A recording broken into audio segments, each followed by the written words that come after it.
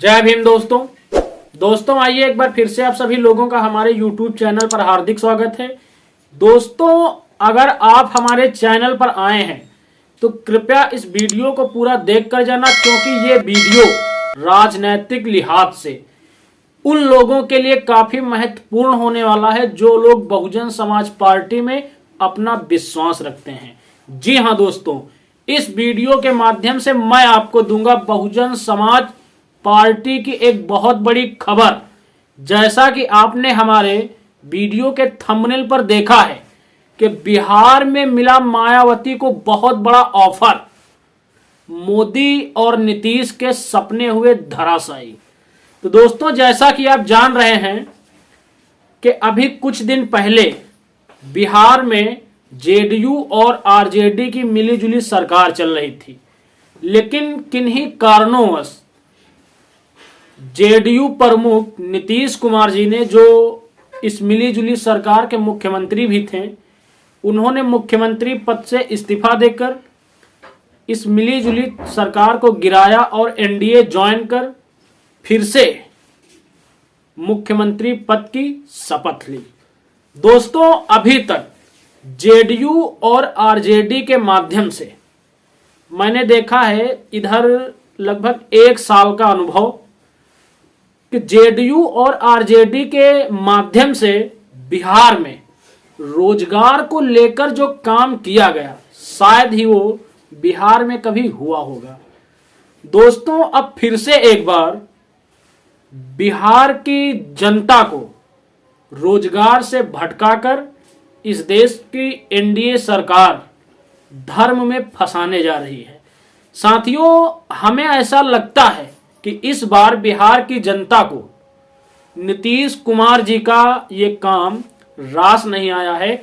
आने वाले 2024 में जनता ने पूरा मूड बना लिया है कि वो नीतीश को इसका सबक जरूर सिखाएंगी। दोस्तों इधर बिहार की सियासी उलटफेर का फायदा बीएसपी सुप्रीमो मायावती जी को मिला, और शायद इसी उलटफेर के चलते बसपा प्रमुख मायावती जी को एक बहुत बड़ा राजनीतिक ऑफर मिला है। उस पर भी मैं अभी चर्चा करूंगा, लेकिन उससे पहले थोड़ी बात कर लेता हूं बिहार को लेकर मायावती जी की। दोस्तों आपको बताता चलूं, बिहार में जो ये सियासी भूचाल आया, इसका फायदा कहीं न कहीं सीधे तौर पर बहुजन समाज पार्टी को मिलता दिख रहा है। दोस्तों आपको बताता चलूं, बिहार में 19% दलितों की आबादी है, और दलितों ने हमेशा से कभी आरजेडी को तो कभी जेडीयू को अपने हितों के लिए वोट किया है। लेकिन साथियों आपको बताता चलूं, इन दोनों ही दलों ने हमेशा से बिहार के दलितों को ठगा। किसी ने भी बिहार में दलितों की ओर अपना रुख नम्र नहीं किया और उनके हितों में कोई ठोस कदम नहीं उठाए गए। दोस्तों आपको बताता चलूं, ये 21वीं सदी चल रही है और ये सदी है जागरण की। आप ये भी जानते होंगे कि इस समय देश की सबसे जागरूक कौम अगर कोई है तो वो दलित है। इस देश का दलित अब इस बात को समझ चुका है कि इस देश के अंदर उसकी हितैषी कौन सी पार्टी है। तो आप भी जानते हैं, लेकिन मैं फिर बताऊंगा, इस देश में बसपा ही दलितों के लिए एकमात्र हितैषी पार्टी थी, है और शायद भविष्य में रहेगी भी।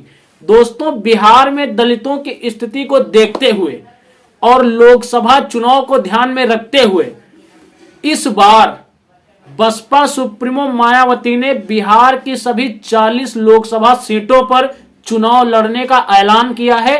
इसके लिए उन्होंने पार्टी के नेशनल कोऑर्डिनेटर आकाश आनंद को बिहार में पद यात्रा के लिए भी भेज दिया है। दोस्तों बिहार से एक खबर निकल कर आ रही है, मैं उसे आपको अपनी स्क्रीन पर दिखा रहा हूं, आप देखिए। खबर में सीधा सीधा दिखाया जा रहा है कि बिहार में नीतीश को कड़ी टक्कर देंगी मायावती। दोस्तों इस खबर के चलते बिहार में नीतीश कुमार और मोदी की नींदें गायब हो चुकी हैं। एनडीए दल में सन्नाटा पसर चुका है। उम्मीदें और कयास ऐसे भी लगाए जा रहे हैं कि बीएसपी सुप्रीमो मायावती जी का जो 2020 विधानसभा चुनाव में ओवैसी के पार्टी के साथ गठबंधन हुआ था वो बरकरार रहेगा और इस गठबंधन में आरजेडी भी शामिल हो सकती है, ऐसे कयास लगाए जा रहे हैं। दोस्तों, अगर बिहार के इस गठबंधन में आरजेडी भी शामिल हो गई और असदुद्दीन ओवैसी तो पहले से शामिल हैं, तो बिहार में ये गठबंधन एक बहुत ही शक्तिशाली अलायंस बन जाएगा और इस गठबंधन के सहारे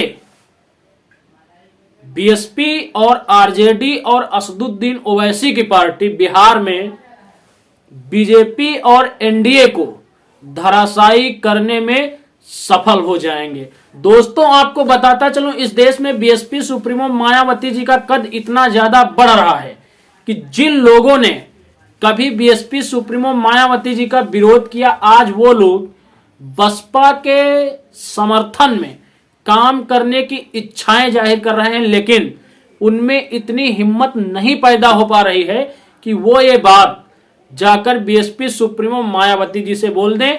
हम आपको इस देश के ऐसे ही एक बहुजन नेता का आज बयान सुनाने वाले हैं।